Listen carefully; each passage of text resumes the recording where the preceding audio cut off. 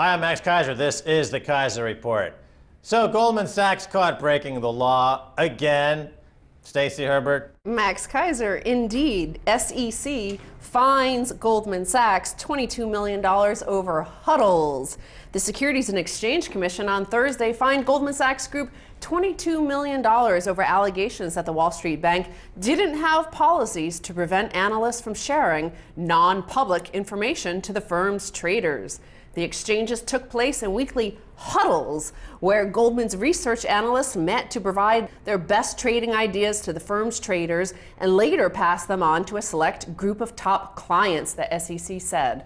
Well, yeah, they used to have a law here called Glass-Steagall, which prevented this exact thing from going on. The communication between the analysts and the bankers within the organization, and this was there after the last crash and depression in America, and they passed some laws to try to keep these groups from talking to each other. But now Goldman has formalized their fraud with this weekly huddle that they get together. I suppose they chose the huddle. It's like a football huddle because Blankfein likes to touch the guys' behinds, I think, is the main objective of this meeting. Well, in fact, you said it was a crime, but this is a fine they're paying. So I think the SEC is actually treating it like it was cuddles that went a little bit wrong. I mean, they're moderately coddling them, aren't they? Well, what happens when cuddles turn into something more than that, you see? And, you know, they should sign, when you join one of these firms, very strict rules and regulations about getting a little bit too cuddly.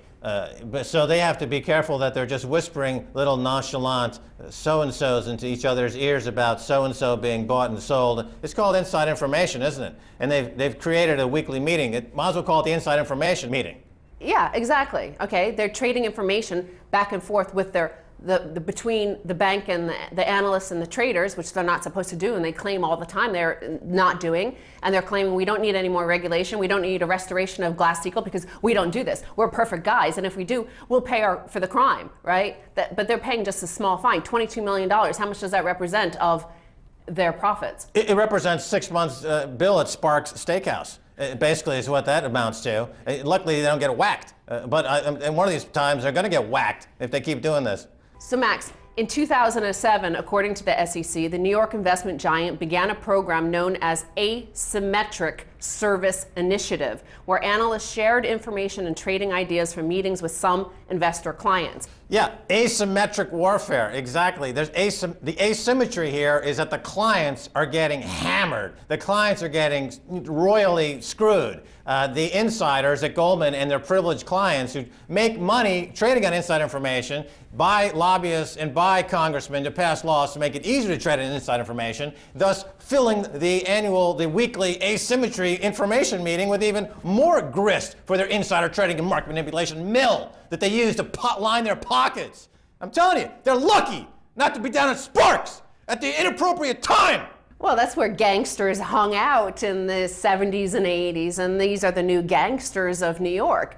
Now, they said, the SEC said these meetings, these so-called huddles, these little cuddles in Lloyd Blankfein's team, happened between 2006 and 2011. They do leave out, Max, a very important huddle, or several huddles, between Lloyd Blankfein, his traders, and their analysts, and certain, Treasury Secretary, who would that be, Max? Well, Hank Paulson. I mean, you go to the 2008 period. We find out later that Paulson, thanks to a huddle with the insiders on Wall Street, told folks that the government was going to be bailing out these institutions, printing money to do so. The banks all tripled and quadrupled during that period of time, based on a huddle between Hank Paulson, Congress, and Wall Street. Yeah. And billions of dollars were siphoned out of the economy and put into the pockets of a few folks who used most of that money to pass laws to make it easier to commit the same crimes over and over again. Yes, those huddles you were talking about with Hank Paulson, they were actually involved.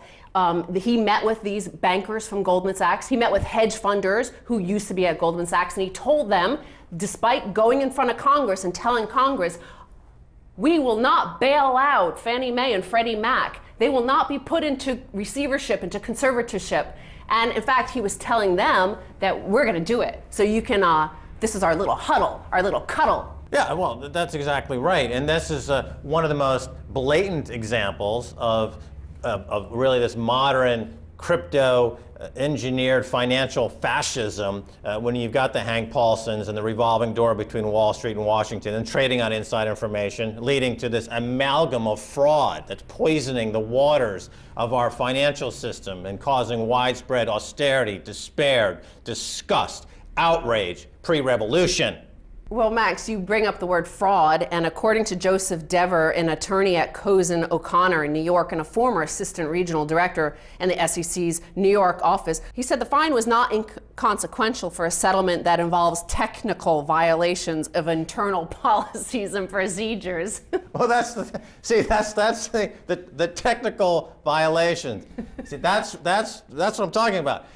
Technically, they need to take the money that they make from trading on this inside information to go and pass laws to eliminate each subsequent technical aspect of the laws that were there to stop this violation of these Chinese wall conversations from happening to begin with. So when you replace the word law, when you hear the word technical. No matter what they do, if Lloyd Blankfein came into this room, stabbed you multiple times live here on camera, it would be a technical violation of knife laws. Right.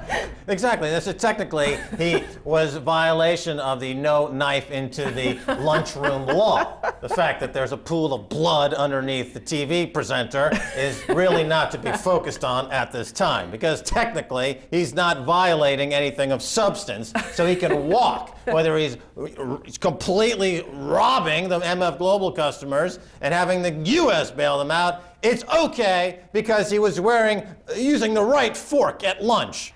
And so finally on this Goldman Sachs story, this guy Joseph Dever, the former SEC guy, he says that it makes sense that the commission was able to negotiate a penalty settlement over 4 times the 2003 penalty settlement. So yes, Goldman Sachs already paid a penalty in 2003 for this exact same technical violation, but they have more leverage now because of the financial collapse to plead with Goldman Sachs to pay a little bit more money this time around. Yeah, please pay a little more money for your law breaking and your criminal behavior. Please don't hurt us, Goldman. We just want a few pennies, please. We're just poor bureaucrats in the U.S. government.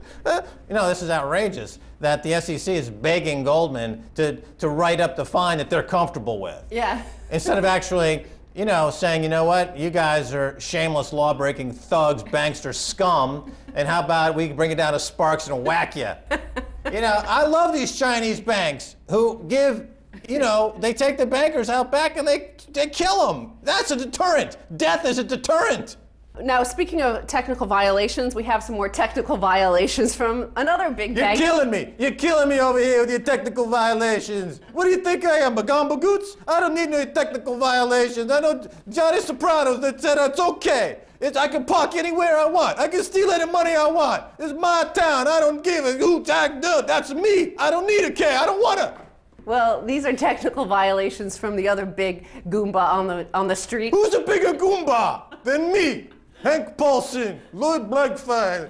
I'm the biggest Goomba in New York. I don't need no law. It's J.P. Morgan's Jamie Dimon. Oh my God, he's the shiksa of the group, isn't he?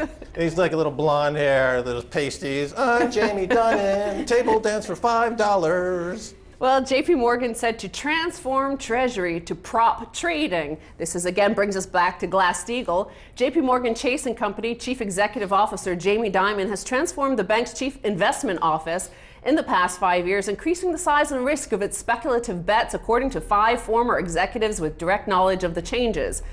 Achilles Macris, hired in 2006 as the Chief Investment Office's top executive in London, led an expansion into corporate and mortgage debt investments with a mandate to generate profits for the New York-based bank, 3 of the former employees said. Dimon, 56, closely supervised the shift from the CIO's previous focus on protecting J.P. Morgan from risks inherent in its banking business, such as interest rates and currency movements. Well, where do we begin? First of all, they said they're increasing the size and the risk. Yes, they tripled it. They tripled it. Yeah. We're living in an era of the too big to fail banks acting like piranha, eating everyone's lunch. So here's a guy named Achilles Macus.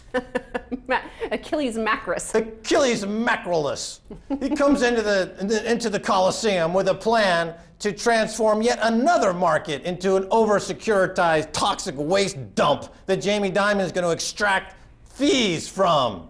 Well, Max, some of Macrus's bets are now so large that JP Morgan probably can't unwind them without losing money or roiling financial markets, the former executive said, based on knowledge gleaned from people inside the bank and dealers at other firms. Bruno Ixel, another London-based trader in Macrus's group, gained attention last week after moving markets with his trades, drawing a comparison to Federal Reserve Chairman Ben S. Bernanke's power in the government bond market. What Bernanke is to the Treasury market, Ixel is to the derivatives market. They're too big to unwind, right, without causing massive financial disruption. Did they get too big to unwind by accident? No, that's the idea. We get too big to unwind on purpose so that we don't need to unwind, because this is a scheme where we are out there extracting rent from everybody who's even tangentially connected to this economy. They must go through this interest rate scheme perpetuated by the Bernanke and the JP Morgans of the world, and the costs are rising, and they end up suffering. And these guys are mafioso. They're the mafioso.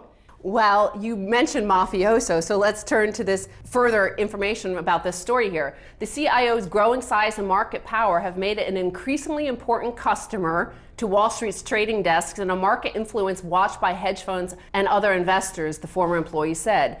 Ixel's positions in credit derivatives have become so large that some market participants dubbed him Voldemort, after the villain of the Harry Potter series, who is so powerful he can't be called by name. This is not good when you have bankers who people are afraid to mention their name. Yeah, and it brings us back to that first story about Goldman Sachs. The SEC is afraid to mention Goldman Sachs' crimes by name, so it's called a technical violation. Please don't kill us, Lloyd Blankfein. Right, so this whole idea that too big to fail was the problem, so we need to rein in. We need to bring Graham Dodd. We need to bring in the Volcker rule. We need to bring in new legislation. We need to have Elizabeth Warren do a table dance for a couple of congressmen down at Sparks in D.C., you know, to try to stop all this. It was a complete farce because they've gotten much bigger. They've gotten much worse. The whole thing is going completely out of control. Stacey Herbert, thanks so much for being on the Keiser Report. Thank you, Max. Doug Way, much more coming away, so stay right there.